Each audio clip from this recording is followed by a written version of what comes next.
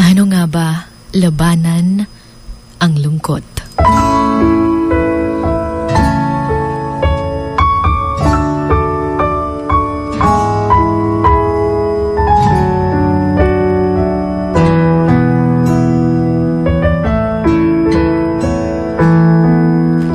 Marami sa atin yung ang dami-dami ng iniisip. At kadalasan, hindi na natin alam kung ano yung gagawin. Lalo na't mag-isa ka lang. Wala kang malalapitan. Wala kang nakakausap. Yung feeling na parang mag-isa ka lang talagang nakikipaglaban. Kaya mahirap kapag mag-isa tayo. Mahirap kapag malungkot tayo.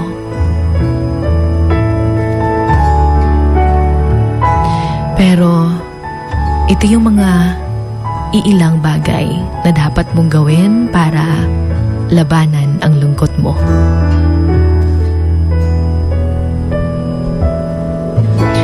Una, take a deep breath. And always think of things na grateful ka. Yung mga bagay na meron ka na nagpapasalamat ka. Kagaya na lang ng iyong trabaho, pamilya, your life, or even the things na meron ka.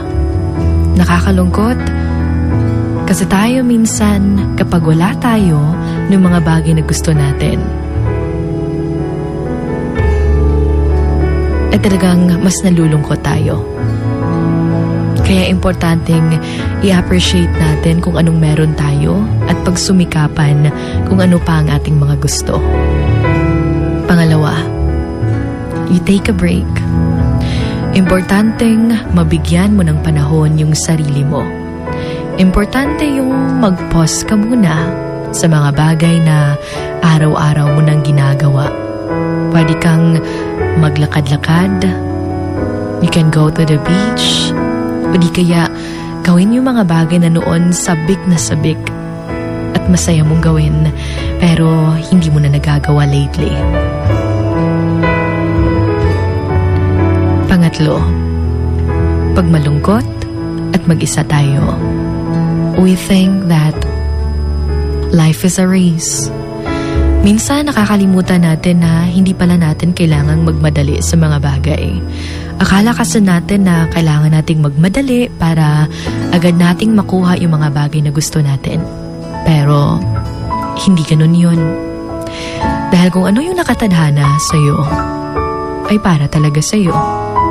Kaya nga hindi natin pwedeng ipilit yung mga bagay na hindi para sa atin, diba? Minsan, nakikipag-compete tayo sa iba. Remember that life is not a competition. There is enough for you to thrive and live your best life. Kaya kapag malungkot ka, remember to go with Him. Because your race becomes grace.